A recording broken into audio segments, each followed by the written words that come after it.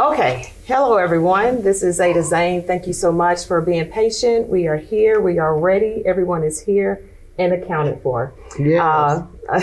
Okay, again, so thank you for coming. This is actually a really, really important roundtable. We have Dr. Steele here, flying in from Oklahoma to Atlanta. She is the CEO of the largest nonprofit agricultural women in agriculture organization in the country.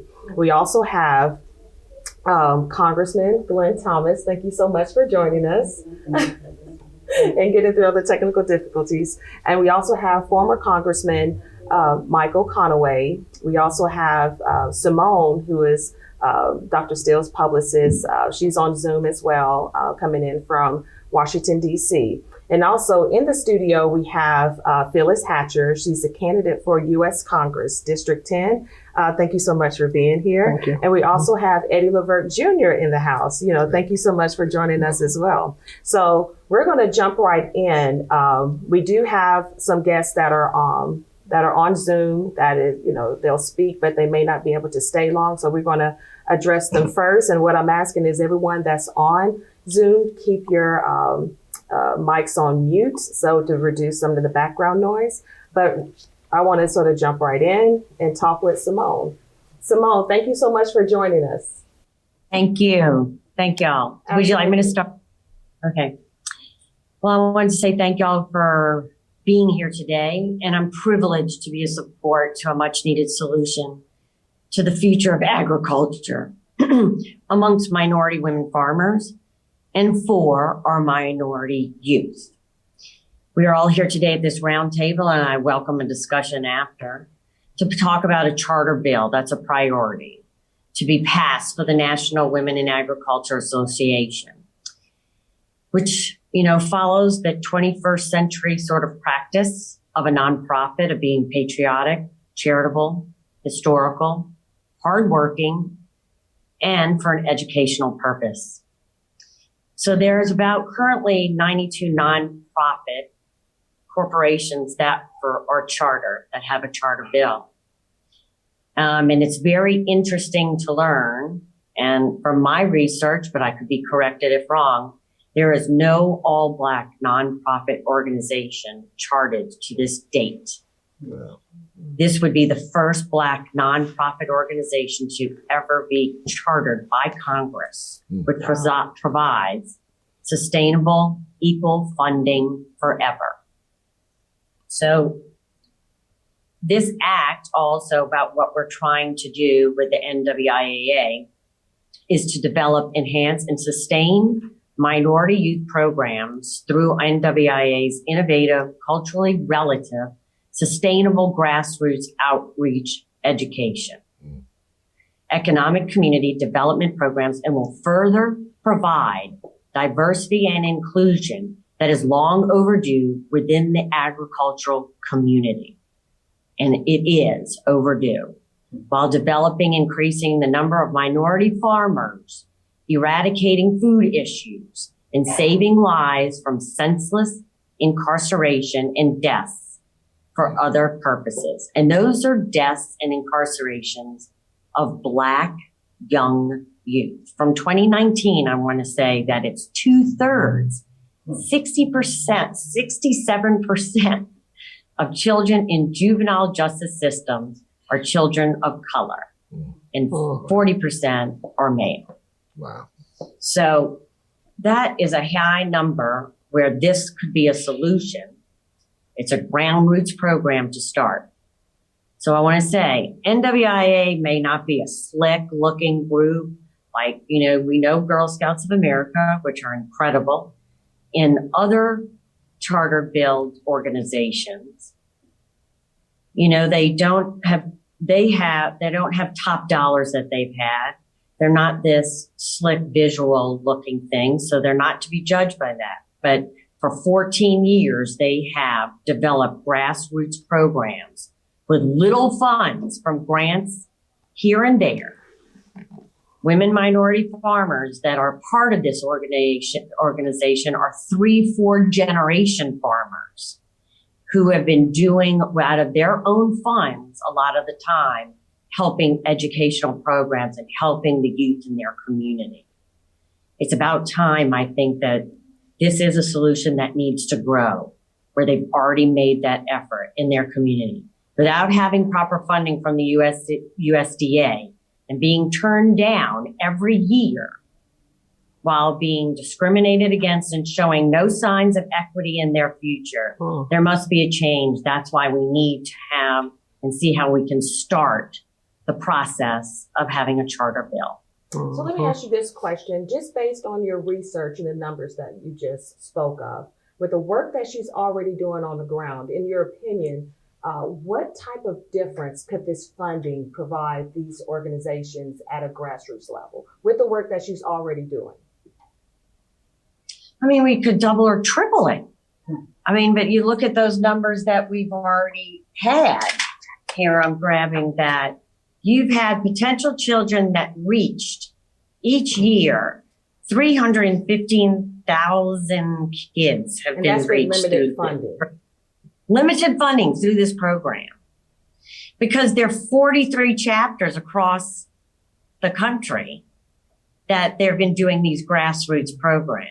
But if it could be more, with that funding, a more organized, you could have board members, there could be funding to help bring people on to have this, like something of Girl Scouts of America, that can bring their arms out to reach to a lot more minority youth. So not only just bringing a difference to the agriculture industry, we're directing young minority youth towards agricultural careers, not only just agricultural careers, but directing them away from, I guess, the temptations of youth violence and even the high imprisonment that you just spoke of as well. Because it provides structure. They need a vocation. What is agriculture for the, what does the minority farmers face for the future in agriculture? That is helping them find something like this, getting them involved, learning about agriculture to help perpetuate something for a better lifestyle, a better quality of life for these youth, for the Black community. Absolutely. We need more people to come into agriculture. We do. Absolutely. Thank you so much for your input and the research that you've done and the passion that you have behind it, helping Dr. Steele with this initiative. I do have a question for former Congressman Michael Conaway. Can you hear me, Congressman? Former Congressman, I'm sorry. Yes. So, based on some of the facts that Simone was able to give, sort of this background, I know you've been working with Dr. Steele as far as her organization. What's your take on these facts that Simone has presented?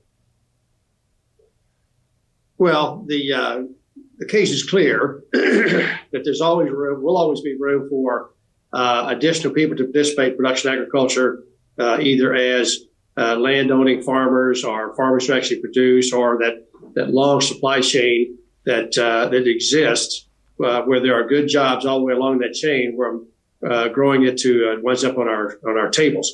And so efforts to promote folks going into that will be important.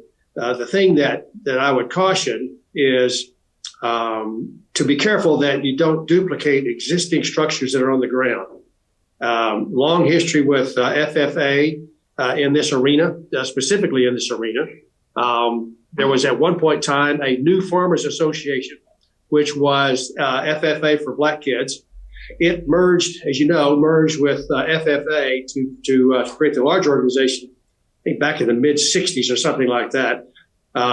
But you don't want to duplicate the work that they're already doing with, because FFA is a charter 501c3, as Simone mentioned. It does have support from the Department of Education. They've got a staff slot over there for maintaining FFA, those kind of things. So no question that the mission that Dr. Steele has been on for these 14 years is important. Simone spoke specifically to children, our youth going into it. I think Dr. Steele's effort has included minority women as well, which is a really important segment of the community also that needs to be touched. But the facts that Simone laid out, you really can't refute those because those are the mechanics. And whether we can attract, I met 2 days ago with a bunch of cotton farmers in Abilene, Texas, and half of them there were almost my age, not quite, and they were all worried about their operations and where they were going to go.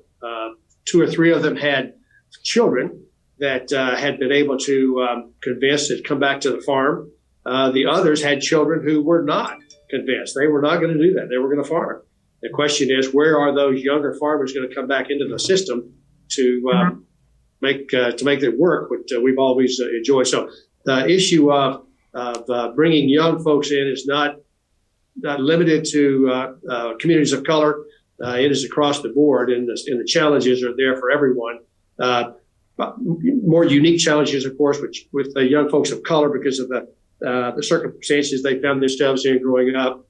There are other challenges to why you have 40% of youth incarcerated are Black, why the inordinate numbers of young children. There are other things other than opportunities in agriculture that are causing those, and issues to things to address that is beyond the scope of this conversation. But clearly, good jobs, meaningful careers, and a path there to those is important. And I think that's what Dr. Steele is trying to get at. But the only thing I would argue or would caution is don't duplicate or don't look like you're duplicating existing efforts, because that'll cause your efforts to be tough. Absolutely. Thank you so much. So I have a question for Congressman Glenn Thompson, if you can hear me. I sure can. Thank you for the opportunity to join you today, too. Much appreciated the invitation. And thank you so much for working with us and sort of getting through those technical difficulties. I really appreciate you sticking it through. Absolutely.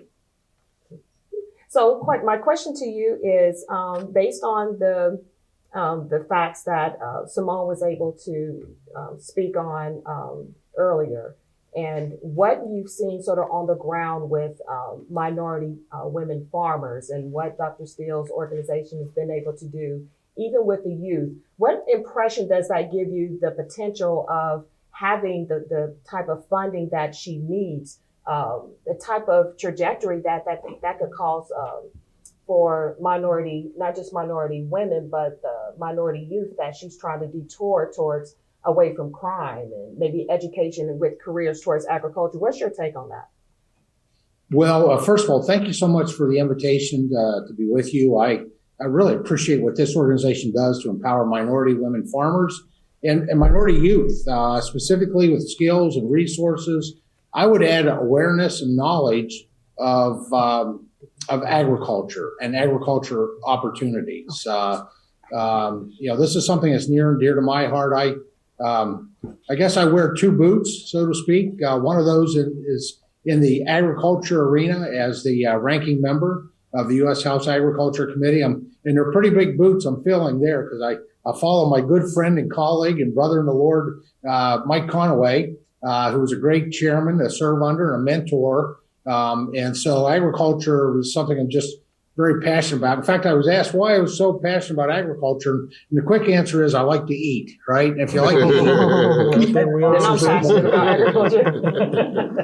At least 3 times a day. I'll admit it, and a few times in between, too. But I also wear my other boot, so to speak, is in education and labor. And I've been a champion, carried the water for career and technical education in the United States House of Representatives. The bill that was signed by the president in 2018, last day of July in 2018, which modernizes career and technical education. That includes agriculture education. And in fact, led with legislation to modernize the FFA charter to make sure that there was a very specific articulation of career and technical education as a part of their mission. So I love what you're doing from many perspectives. But I really have to say the fact is that the average age of the farmer, last I checked, was age 59. And these are not easy jobs. I think they're very satisfying, fulfilling jobs. And they're almost spiritual jobs. It's a calling for a lot of farmers, the way they work the land. But we need organizations like yours that are working on identifying that next generation of farmer, whether it's young or quite frankly, beginning, somebody who wants to transition into agriculture, because our number one security risk that we have is the fact that 10 years from now, we don't have enough people working the land. We don't have people providing that food and fiber. And so a lot of what I've done through career and technical education, certainly what we've done within the Farm Bill under Chairman Conaway's leadership in 2018 of making sure that we're providing resources for anyone and everyone. Should be reducing the barriers as best we can for everyone that wants to work the land and to provide food and fiber. And, in those lands, we also provide energy resources and building materials. There's another side to that, though, if you don't mind, I wanted to share. It's not just about the next generation. It's the fact that one of the most important things we can do for existing and new and future farmers, ranchers, foresters, is to generate a greater awareness of the agriculture industry, a greater understanding that milk doesn't come from just a grocery store, and meat and bread doesn't come from a convenience store or a grocery store, that it's hardworking families that put so much time and energy into it. One of the biggest problems that agriculture faces is that most families are too many generations removed from the farm. And so what the programs that you promote, the education, the advocacy, the awareness that you are generating helps with that side as well. So folks are never going to maybe spend a day growing or producing something that can be consumed. But if they have a greater awareness, a greater appreciation, a greater value for the hardworking folks that are doing that, that's serving just a tremendous purpose. What is your take on the power of diversity in agriculture? Is that being addressed? Oh, I think diversity should be what unites us. Diversity should it is a strength, I believe. We've got a long history. Not all that history is very kind or very positive in our country. We've had some issues with USDA, and I don't think it's with the agency as a whole. Having looked at this, participated in investigative hearings in this 117th Congress on this issue, it really came back down to a number of bad actors that I would say that were evil with what they did to really discriminate, to punish individuals, family, farmers of color that just based on racism. I don't think that's systemic within USDA. I think that's been a record of specific individuals who. Now, let me say, I also see that as a role. I know we performed that role under Chairman Conaway, and it's something I feel very passionate about, a role of oversight with USDA. I'm frustrated, I'll be honest with you, in this 117th Congress. Now, I'm the ranking member. I'm not the chairman. I don't have the gavel. Who knows? Maybe next year. Never know. So I don't set the agenda for hearings, but I would, and I appreciate the fact that we did almost some oversight hearings on this early on. In fact, probably January, February of 2021, but we've not done anything since. And that was kind of looking backwards, which you can never ignore your history or you risk repeating it. But I think it would be important for us to do. I look forward to, and I would hope maybe even this year we could see some oversight hearings that actually make sure that the USDA programs are being administered as Congress intended them without prejudice. And that's something I'm absolutely committed to. Absolutely. I want to inject something, is because I've learned and listened to a number of farmers that Dr. Steele has put me in touch Simone, with. you want to turn your camera got you sideways a little bit. Oh, I'm sideways? Okay. A 2-minute break. Okay. Am I okay now? Yes. Okay. That maybe not on a national level, but on a state level, That's where a lot of the discrimination it seems like has been seen. That the fundings, what is her name, Tammy, that is it in Texas? Yes, That Deidre Steens. Where she has been trying for years, and they just closed the door on her. They don't want to listen to her when they're asking for funds. So there is discrimination that is happening very much on a state level and a city level. Do we start off and have Congress look at the Smith-Lever Act of 1914? I mean, that's something that needs to change as well. You know, to have direct funds to the pilot program and then move on from there. Those are the two things. The one thing I wanted to address as well. Thank you. All right, thank you so much. Thanks, Simone.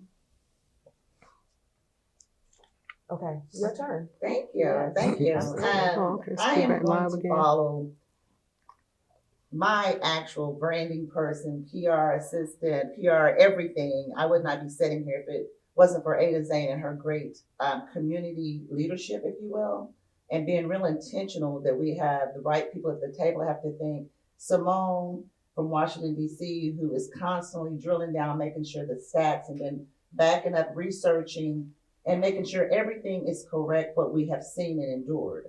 I think also the potential new Congresswoman, I'm going to call you Congresswoman anyway, because we're going to speak that into existence. There you go. Okay. I Mr. agree. Levert, Yes, sir. I thank you because I think it's important that we have community leaders like you, celebrities at the table, because we can't be seen. That's part of our issue as minority women and what we've been doing. We have to build a coalition so the president could immediately help us, because this has been going, we've been going back and forth to Washington, D.C. for 10 years, talking to Congress members from both sides of the aisle. And we have tried to make it very bipartisan. However, that brings me to thanking Mr. Mike Conway, the former chairman of the Ag Committee, who brought us to the congressional table.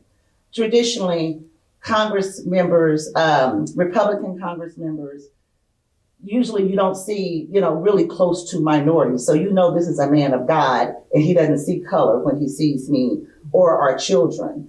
Then he reaches over to his brother, the Congressman Glenn Thompson. I thank you for hearing Mr. Conway and for being here, because that really takes leadership to get outside your comfort zone and see what's really going on and want to help us get to see the president. The reason I keep emphasizing the president, because again, we're tired, we're weary. We have gone back and forth, spent our coins, spread coins. We've done everything possible to be noticed by Congress and to receive help. We understand that the charter is something that we found out last year, or we were told, I shouldn't say find out, and they did say it's a hard, fast rule, but the charter is something that the Judiciary Committee, the head of Judiciary Committee said they no longer do. They no longer charter organizations. However, I did find through further research and working with others, that's not a hard, fast rule if the president is able to come in and give an executive order to make sure we do equality and inclusion. And that's the reason we reached to the president to help support minority women who supported him to be in office. We need Congress members like you to assist and speak to the president to get something historical and sustainable done for all children. Speaking to Mr. Conway, as far as duplication, we're asking to be a pilot program to 4-H. I love 4-H. I think it is the best FFA. That is the best thing in America's history that has happened for the youth. However, the youth do not look like us. You can look at the stats. We see them sprinkled here and there. There are more minority children in 4-H here in Georgia. In my state, no. I know for a fact because I'm in the underserved communities, including in Alabama. No, we have tried to get it in their charter and participate in those programs. However, the funding does not make it to the grassroots level. That structurally, that's administrative, that's above my pay grade, and that's when I hired these wonderful people to help me research how the fundings are done. However, I was able to receive confirmation from the USDA, NIFA, who spoke where their monies come from for 4-H, from the Smith-Lever Act of 1914, what Ms. Ada Zane has talked about, or Simone as well. The Smith-Lever Act of 1914, and is in writing from the USDA NIFA 4-H director, The funds come from Congress, $300 million every year, and that would be done forever because it's chartered. 50 million approximately, he says, he can't quote the amount, the exact amount, it's out, this is an email. 50 million is allocated usually to 4-H. All these funds are distributed to the 1862 land-grant universities. This is done for extension purposes. As far as it making it to the minority, 6% of that funding goes to the land-grant 1890 university, 6% of 300 million. I quote that, and that's serious, because that 6% definitely does not reach our organization or people who work with youth to give them the same life skill, jumpstart, sustainable opportunities as Caucasian children. And that's what has happened in our nation. Our children are taught how to be athletes and entertainers. That's not sustainable. It's good. It's an extracurricular, excellent, career. However, that does not stay with you. It's not sustainable. And if we don't teach our children at an early age what is sustainable and what's real, which is food and air and plants and things that the only way we could be on earth, even the clothing that they wear, the expensive name brand clothing that they wear, they cannot have that on if it wasn't for agriculture. They don't even get into that aspect of it. There are 1,000 careers in agriculture. We can't even reach our children to tell them that because we're too busy pinching and scraping, trying to do the little we can in the USDA grant cycle. We don't want to be a part of the grant cycle. We want to have it as an additional, like 4-H and FFA. We want to be chartered and become a pilot program to reach at-risk youth, as well as be able to teach our children how to be good citizens so they're not killed or being incarcerated at an early age because they didn't learn at an early age how to be good citizens through agriculture, the real truth of life. So I say, and I thank you, I thank Mr. Conway, I thank people who are on here listening. If you all could help me, I'm tired. It's 14 years in, come February 21st, 2008. I'm asking to urgently assist us with your colleagues, to assist us, when I say your colleagues, your fellow Congress people that you may know over at the White House that can really help us and speak to the president to see what Black women has accomplished as a result of his administration's listening to us and being able to provide some of those fundings from the USDA. Yes, that we do receive funding from the USDA from people like us. And those are some of my hurdles and another conversation. If I don't know someone in there that really respect our work and want to help us, nothing happens. I specifically remember one year we almost were smothered out. And I think that's part of the goal. We only received $50,000 to try to carry all our chapters when there's $300 million coming down through the Smith Liberty. And we don't want to touch that money. We just want it to be amended to have our fair share for our children. It's not that big of a lift. It's not a duplicate, because if it was a duplicate, more children would be in 4-H and FFA that looks like me. And another issue that we have, no one can educate like we educate our children. We are the TTs, we are the big mamas, we are the sisters that our children, we nurture. We've been nurturing children since we came over here from Africa. That's just who we are as Black women. It's in our DNA, it's in our soul. And when it comes to our children, I'm fighting. I won't stop until our president or someone help us. Again, I thank you all. I thank my PR companies from Washington, D.C., the Exquisite PR public relations firm out of Chicago, as well as Exquisite from North Carolina, who helped also have all these wonderful people with me. I wouldn't even be sitting next to Ada Zane if it wasn't for Ms. Nicole Johnson and for Mr. King Jacob, who is of Exquisite personnel or public relations, all these acronyms, I'm sorry, getting out of my range. But I thank you all from the bottom of my heart. I'm just asking you all to please help us urgently to speak to the president this month, because we have something that is the solution. And I'll go in later if they let me, the solution to several poverty issues across the United States. Black women farmers, we have done it. We've been doing it, but we could do it so much better if we speak to our president. The advisory council is called the Policy Council of the White House team, which they've alluded to try to help us. That's a whole nother story offline, Mr. Conway and Congressman I want to make sure that we do something for Black history that is really sustainable Black history. Because we do the marches, we do the singing and the kumbayas, but it's still the issue that we have so many issues that is just not sustainable and it's not really helping the problem. What it is, it's called gaslighting. We're doing something, but we're not doing anything. So let me let Congressman Glenn Thompson, would you like to respond to her statement? Well, absolutely. I just want to say, Dr. Smith, thank you for your leadership. I feel like we're peers because I launched my service in fall of 2008 when I ran the first time for this position and was sworn in January 2009. And I think we have the same commitments. I'll be honest with you, I was surprised that the Biden administration just kind of ignored when it came to the work that they were doing, their investments for socially disadvantaged farmers. That for whatever reason, and I don't understand it, I really don't, because we know that we have workforce needs, and to exclude women and minority from some of the initiatives that they put forward within their some of the sort of the banner legislation that they've done, that it really didn't make sense. It never does in our case. Yeah, and I do think, and so I don't know how to describe that. I certainly don't know how to justify with all the other the other spending and investments and just the massive amount of resources they've kind of pushed out. They just kind of reflects the fact I think they did that with really little discernment. Let me put it that way. I do think, as Chairman Conaway had mentioned, and it's been discussed, one way to strengthen, obviously, going forward is collaboration.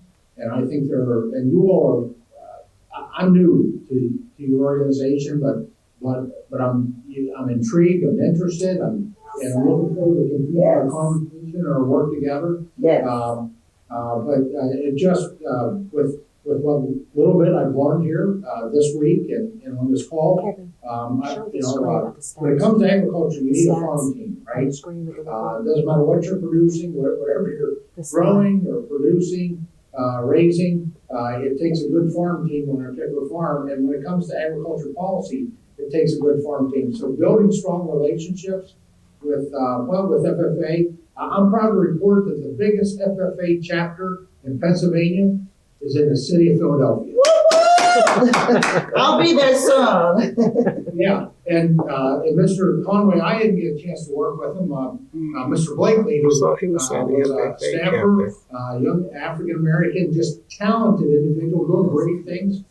He kind of left the hill. He's still doing good things in agriculture. He's a product of that FFA chapter, and I think this is called. It's all centered around, I believe it's the Saul School in Philadelphia. Really, and some of those kids take 2 and 3 buses to get to school. But it's the life-changing impact, the transformation by being involved in an educational program that is agriculture-centered. It's just a great showcase to show you what's possible. And so, FFA, another group, and obviously 4-H, we're all big fans of 4-H. It's they're great programs that tend to be affiliated with our land-grant universities for leadership. I just got a chance to spend time with, we're in the middle of our 106th annual farm show in Pennsylvania. It started last Saturday and it finishes up tomorrow. It's 24 acres of agriculture under one roof. And it's, in January in Pennsylvania, it's cold outside, but it's warm inside, and it's another great showcase. So another group I put forward is our community, because of how what you're doing is dovetailing and addressing the scourge of poverty, is our community action teams. That's a great public-private partnership. They're in every county in the in the country, and they're looking for, they're built on partnerships. And they're trying to deal with the root causes of poverty, no matter what the cause of poverty is. And, it just seems to me, and I work very closely with them with their legislation, their authorizing legislation, community services block grants. And I think you're reaching out to them would probably help our CAT teams to do something that I'd love to see happen. And that is to try to build within all communities opportunities for agriculture. Agriculture, education, and training as a rung on a ladder of opportunity. So, but it just comes back to the theme of farm team and collaboration and partnership. And I understand the importance of your organization specifically of when it comes to funding. So just kind of looking at it in a well-rounded way, I guess. So I'm gonna ask former Congressman Michael Conaway a question, maybe to respond to Dr. Steele's comment about, we're not, her organization isn't duplicating what's already out there. Would you like to comment to that, former Congressman Michael Conaway? Well, no, it's easy to distinguish because all you have to do is just keep mentioning that the 4-H kids don't necessarily look like her and others, and so it's easy to and where the numbers are. I mean, that's just mechanics. The number of black kids in the 4-H program over the total number, you get the percentages. So you'll be able to see those schools that ought to have a 4-H program that don't, and if they're those are to be schools that are perhaps higher percentages of kids of color than others, and they don't have a 4-H program, those would be the ones that she's targeting to set up their programs. And that's what she's already doing. So, just when I was talking to Simone, she was talking to the global kind of thing. I said, as we work this problem, making sure that, we don't want to fight 4-H, we don't make enemies over there, but we want to target places where they're not. And those are the places that Tammy's been trying to make happen. This Black History Month coming up next month is, the good window of opportunity. One of the things I haven't had a chance to ask Tammy about and others, who are the Black women in Congress who could be your champion? In other words, Glenn and I don't look like you. And neither one of them.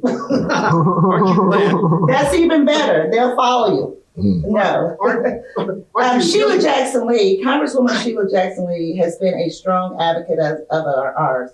The issue, I think that they will follow you all. Well, that's the thing. You're going to need someone to break through the folks over at the White House. Glenn and I are not going to be able to do that because we don't have a lot of personal phone numbers to be able to call. But finding someone from the House that could be that champion, just call the policy committee and say, hey, look, you got a great, and quite frankly, given the last week, they need some wins over there. And I have a number for you, Congressman.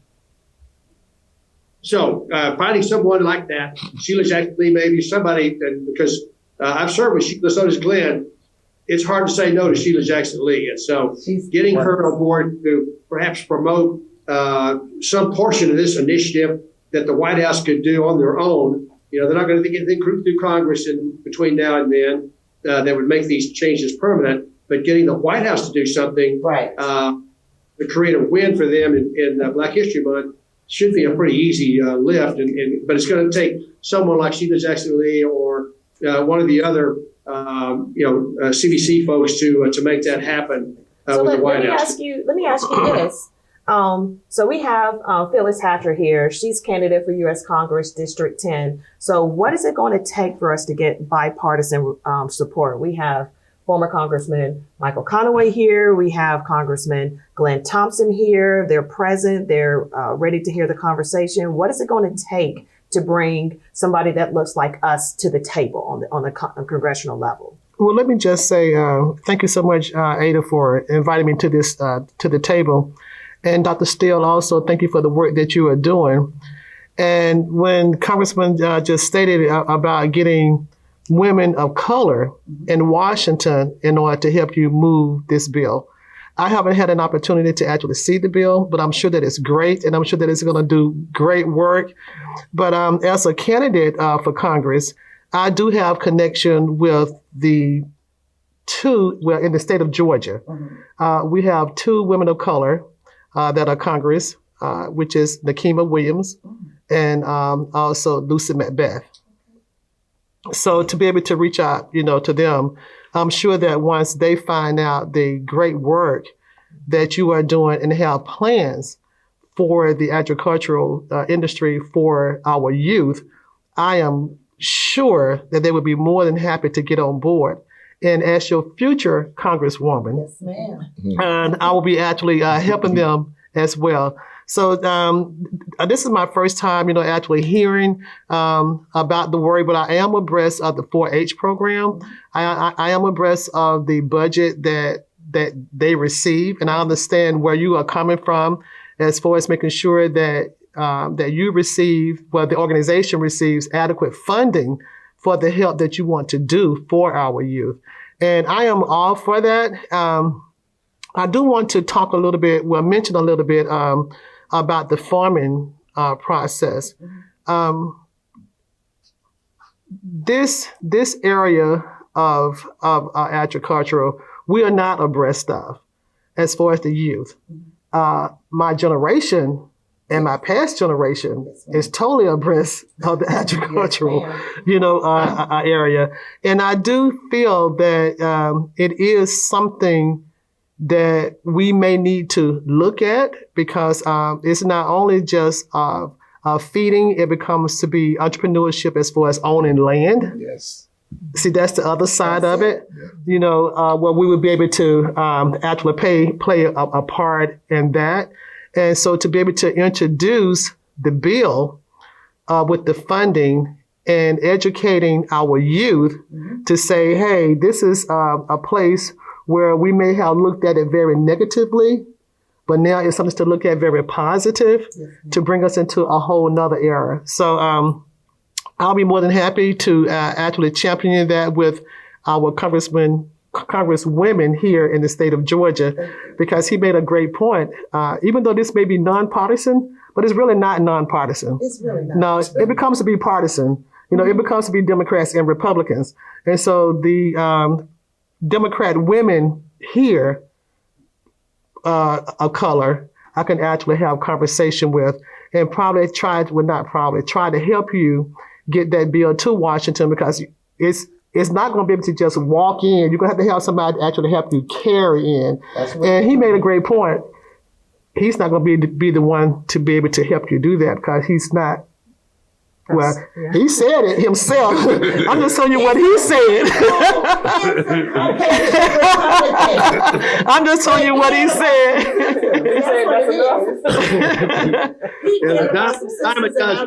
Right.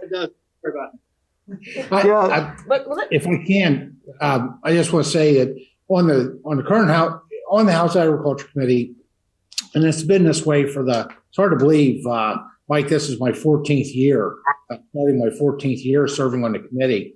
And especially today, the color that makes the most difference on the Agriculture Committee is green, because what we think of in terms of growing, it's not the only color food comes in, but we think a lot when it comes to agriculture with the color green. And I think that's definitely the case today, and it's very strong. The chairman of the Agriculture Committee, who's a dear brother in the Lord and a friend of mine today, is David Scott from Atlanta, Georgia, African-American man. He's a statesman. He's a dear friend, and he's chairing the committee. Dr. Alma Adams, who is a minority woman, is Dr. Adams from North Carolina, actually is the vice chair of the full House Agriculture Committee. And so, and the work that we've done, whether it was working with most recently with the 1890s, with its hearing and legislation we've done on the 1890 land grants, that actually started under Chairman Conaway's leadership of getting better recognition and support for those land grant universities. whether it's how in depth we looked at the of the status, the financial situation, the struggles of minority and specifically Black farmers. That all occurred in a very bipartisan way. So this is a bipartisan issue, and a lot of passion behind it as well. We need, for America to be successful, we need our agriculture industry to be resilient, and that means we need people that are in the industry, and we create pathways of opportunity for them to get into the industry. Right. Can let me ask you this, Phyllis, Ms. Hatcher, could Biden could be doing more to help programs like Dr. Steele's? Most definitely. Right. Is that something that you're in support in? So let me ask you, Congressman, Glenn Thompson, could Biden be doing more to help support these minority groups? Is that something that you're saying? You had mentioned it a little bit earlier. There was a program that you don't understand why he didn't support. What are your thoughts on that? Yeah, I mean, I don't want to. I have no idea what was inside President Biden's head or Secretary Vilsack's head. Quite frankly, I don't want to go there. But there was, whether it was an active commission or omission, there was exclusion of minority and women farmers from the programs they were pushing forward. And I was rather shocked by that, quite frankly. I don't know the rationale and the reason behind it. And so I would, I absolutely think this administration could do better. Right. You just mentioned, you can go ahead and mention that. So the USDA had mentioned, was it 20 organizations, and yours was excluded. Explain that a little bit. I don't have the exact name of the funding, but it's online right now. And we definitely have a press release that's out here recently during the Thanksgiving break. And I was told they done it very sneakily as far as putting it in. I say that because it came from higher up when I found out about the USDA Biden administration. They selected 20 nonprofit groups. Not one nonprofit was a women's group, and they definitely skipped over our group being the largest in the world. You said you don't understand why. This is something that I think that's the reason I work with youth. Because in our culture, we have been branded or what have you from when the time we got over here that we don't respect women to the point, or when it comes to our own, it's almost impossible for them to understand how a Black woman or a Black organization could do all this work. Because if you smother out the Black woman from us producing kids, you kill out the farmers, you kill out the race. And what we're doing, we're moving and we're growing and we're producing new farmers and trying to produce good people. That's what they're smothering out. Cedric Richmond, he's at the White House, and I've reached out to him as well as my PR team. I think that you gentlemen, because men collaborate, you guys get along and you hear the language. If one of you all could reach out to him, because that'll be a feather in his head as well, to help speak to the president and the White House Policy Council. I don't see why. I would love for one of you, well, I'm sorry, Mike Conway can't do it. But anyhow, he has some friends. I would love to see history broken by the Republicans that helped Black women, farmers, and children save and have something sustainable and break history. That's a historical move for, and then I want to also see. Well, Dr. Steele, let me just say I'm more than happy to reach out to my contacts with the White House as rankings member. Yes, that's what I'm talking about. I don't always get answers, but they'll hear you. They'll see you. They answer the call. Just to ask the question, why was what was the criterion that your organization was excluded from what was $75 million in the American Rescue Plan funding that went out to provide assistance to connect underserved producers with USDA programs and services? I don't know if you've got a reason why you're excluded, but I will be more than happy to reach out and to ask for that. And if nothing else, whether they give me an answer or not, that will elevate the fact that people are watching and members of Congress and Mhm. in leadership positions with the Agriculture Committee are asking Mhm. and seeking that answer. Thank you so much. And I would, if you and David both could ask that question. I think that's, yeah, I'll work with the chairman on. It'll be a joint ask, the kitchen at the White House. And you just never know who's going to, take that call and make it happen. But I would get David on the letter with you or on the ask with you. Great suggestion. I'll do that. One thing Thank they you. do to us when we get USDA fundings, I've even had women, Caucasian women leaders, as well as some Black leaders at the USDA, literally tally up how much grant money we've received in 5 years, 7 years, which is not even $1 compared to groups that work with children like ours. That they're so quick to tally up the little small amount that we should get, be grateful for. that we should be grateful for receiving that small smidgen. At least you're at the table. At least you're receiving something. We're not. We get that. We're at the table. We've been at the table, but we don't eat. Our kids die. Absolutely. So let me ask this, because we're going to start wrapping this up soon. So we're building, Dr. Steele's organization is building support at a grassroots level, political level. We're also reaching out to celebrity for support. What's your take on what you've heard and maybe whatever connections that you can, create to help bring in, more celebrities? Yeah, definitely. I'm just listening to some of the things about the young youth of the day.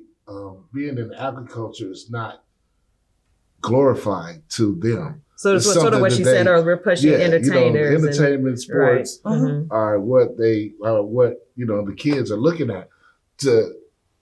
We have to educate them about and plus we don't own the land. So that's another But they thing. could if the attention was directed there and the education was directed there, correct? Yeah. And there are programs that let them know that those programs exist. Exactly. So Innovatively, yeah. culture related. But we have to put it in their head to do that. And so we need to, like you said, the athletes and people who can help ourselves too. Mm-hmm. We have to go to people that have our color to help ourselves too, to put out their own money and help buy some of the land that we can cultivate ourselves. You know what I'm saying? And then most of the kids who follow, if they could see, working in a field is not what we want to do. We've been there, done that. Right. So there's a negative stigmatism on that, just sort of that field as exactly. well. Yeah. Right. Yeah. So That's the reason we do our programs innovatively for our children. Okay. As a pilot program to 4-H, we have what we call the hip hop producers. Right. Because therefore, when they're doing, I hire teenagers to help grow food with me in underserved communities. We make sure they have money every week so they can see that bag and ag. That's what we say. That's right. They can see that bag and ag. And that's sustainable bag and ag. That's what they know. And the thing is, with hip hop producers, they can play their rap or their trap music as long as they don't have cussing in it and disrespectful things.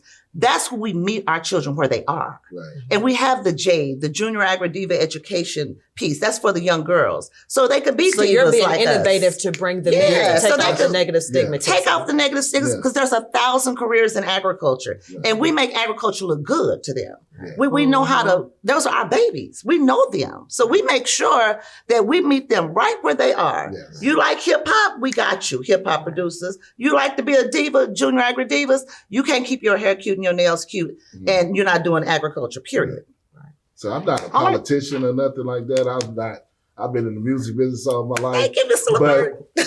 Don't we have a black president, vice president, female? Kamala Harris. And Are they I doing figured enough? that might be somebody. Can you get to her? Can you talk to her? We need to get to her. Michelle Obama. Michelle Obama could talk to her for us. I talked to Mary Lee last night, who was in Obama's cabinet for 7 years. Oh, wow. And I talked to her last night about she's helping us with the Rosa Parks holiday. Yes. So, awesome. yeah, Ooh, thank that you, might be Lord. somebody we could definitely talk to. Thank you for that being a level. part. I'm gonna let you say something, then we want to start wrapping this up. Okay. Well, I won't stand up. Okay. Because I am totally excited. I am really excited because Ms. LeVert had made a point, and we've been kind of like whispering in each other's ear, over here. But I am definitely excited about your program. Thank you. And especially when I hear that you're trying to develop the youth.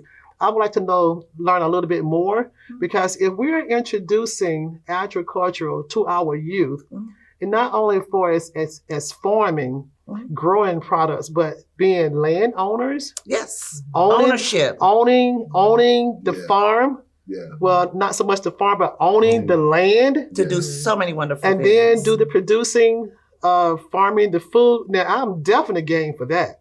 Thank And you. I'm excited about that part. You could be a part of this bill passing that, that's your platform. I want them to be a part of that bill passing too, because I'm excited about it, because anything that I get excited about, I work on. Thank you. So I am definitely excited about that, and I want to learn more about the program that you have in place. Yeah, me So too. when I start talking about it to Most my definitely. peers, Nakima and Lucy, that I'll be able to say more than just saying that we want them to grow food.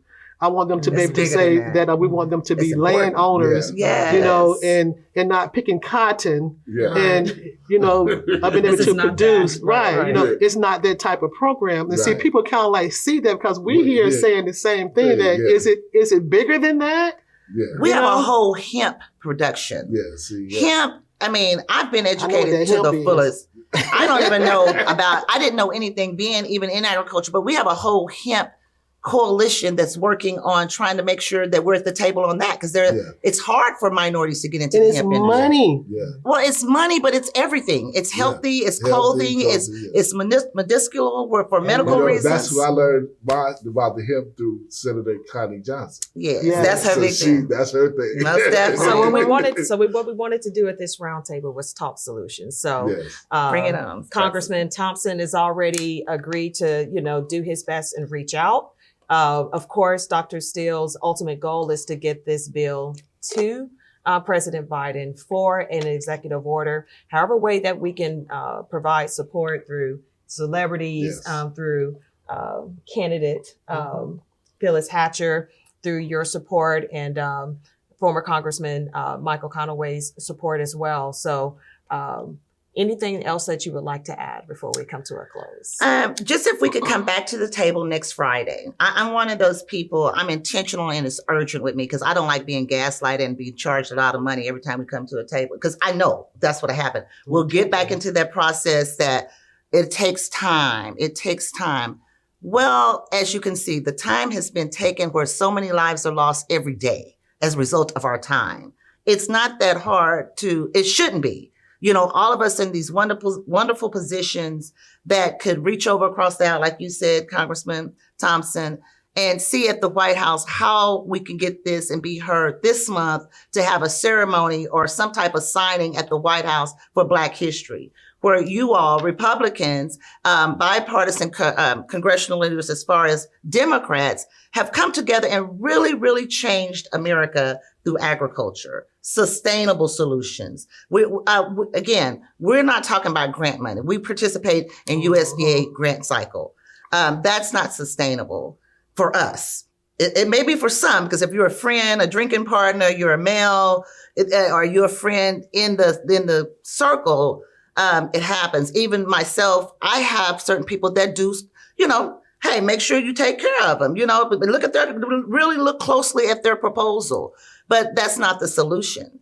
If we could come back next Friday for like 30 minutes of your time to see what has happened, like every week, we keep this coalition growing every week. We bring some more to the table. We speak every week until we get because you have to be intentional. If we're not, then we're gaslighting, we're playing games, and we're constantly losing our children. Okay. Exactly. So I want to thank everyone for coming to the roundtable to discuss these very important solutions and this hard work that you've been putting in for 14 years. But thank you. And just for 14 believing years, in me. to right. set up this 14 farm. years is a really a long time. And the is. children that if you go to our website, and we're about to do a complete overhaul of that, you really put out front the work that you've done. Thank you so much, Congressman Thompson. Thank you so much, former Congressman Michael Conaway. Thank you so much for your time. And Phyllis Hatcher and Levert Jr. Thank you so much. And Dr. Steele, thank you so much. And so we're going to bring this to a close. Thank everyone for joining in. drtammygraysdale.com and NWIAA.com for her organization. Hopefully we're going to do a follow-up soon to see what type of progress we've been able to make. And I will keep you up to breast. Thank you so much for joining in. Thank you, everyone. Thank you, everyone.